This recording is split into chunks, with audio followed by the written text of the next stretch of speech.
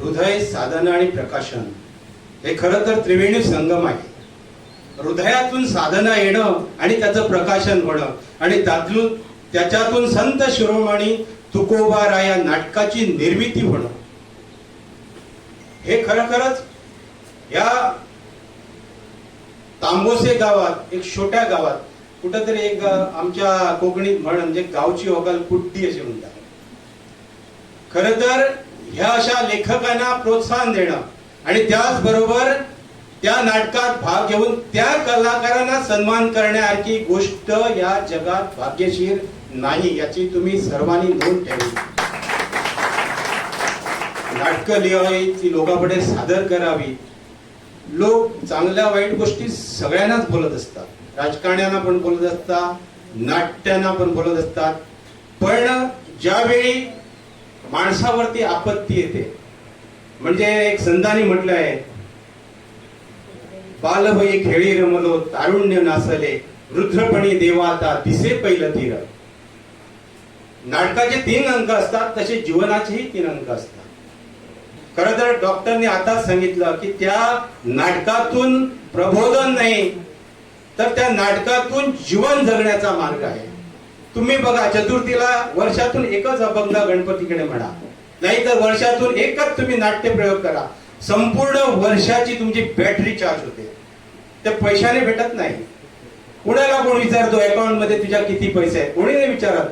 पण एक कलाकार असतो आणि त्या कलाकारांना टाळ्यांच्या गडगडात जेव्हा त्याची कडकडाट होतो, त्याच वेळी त्याच्या ह्या गौरवापेक्षा त्याचा सन्मान त्या टाळ्यामध्ये असतो आणि नकळत ते हात वरती येतात आणि ते कलाकाराला कुर्बान येतात. त्याचं काम आहे साधना, प्रकाशन करते. याची गावातील लोकांनी नोंद घ्यावी.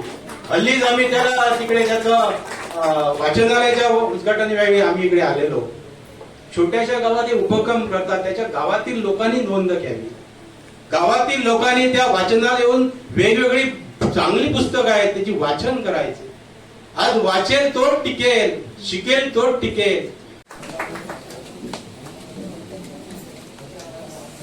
क्षेत्रासह नाट्य क्षेत्रात त्यांनी एक उत्कृष्ट तालरक्षक म्हणून आपले नाव कळवले आहे.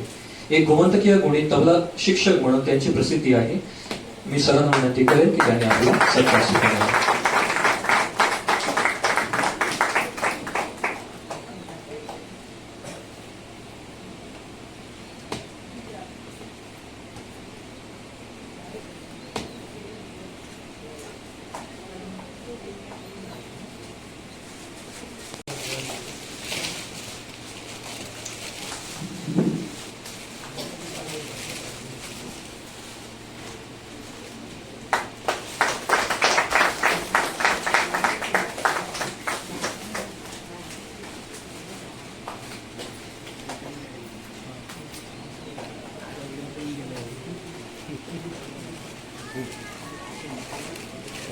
आज आपण इथे का जमलोय तर एक व्यक्ती ज्याने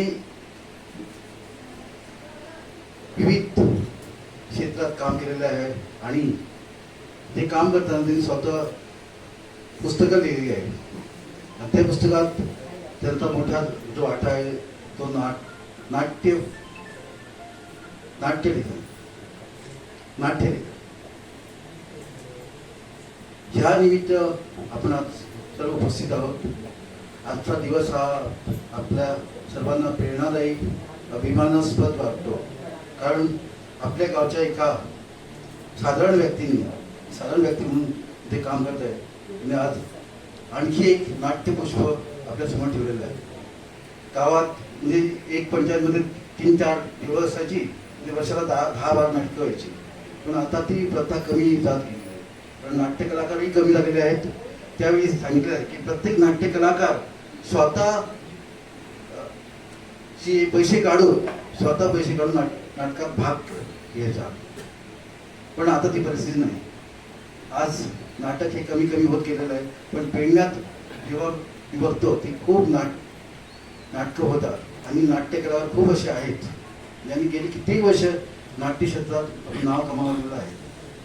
आणि हे कमावताना त्यांनी खूप सॅक्रिफाईस आपण केलेले आहे. मला परत तुम्हाला सांगायचं आहे की ह्या निमित्तानं जी आपली कला आहे, ज्या कला क्षेत्राला वापरतो वागतो, किंवा आपण भिंगमध्ये जी कला कितीतरी कलाकार आहे विविध क्षेत्रात. आता आपण नाट्य क्षेत्रामध्ये आपण नाट्य कलाकार आहेत, त्याच्याबरोबर त्याचे वादक आहेत, त्याच्याबरोबर पार्श्वगायन, हे सर्व काही जे भाग आहेत नाटकाचे, त्यामध्ये विविध कलाकार त्यामध्ये आपली कला दाखवतात. आणि त्या निमित्ताने प्रत्येक कलाकार हा त्या नाटकाचा एक आपण टीम म्हणून काम करतो.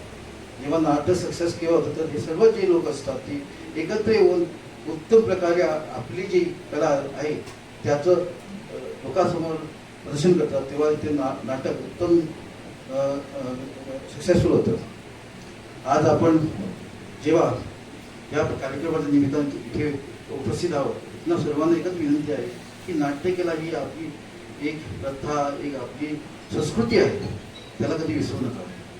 या नाट्यामुळे आपल्याला कला कितीतरी लोक एकत्र येऊन बसतात.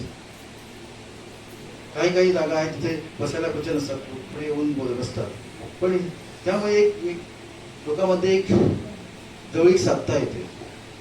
आणि नाट्यातून एक आता आपण म्हणलो की आपल्याला काही मेसेज द्यायचा असेल,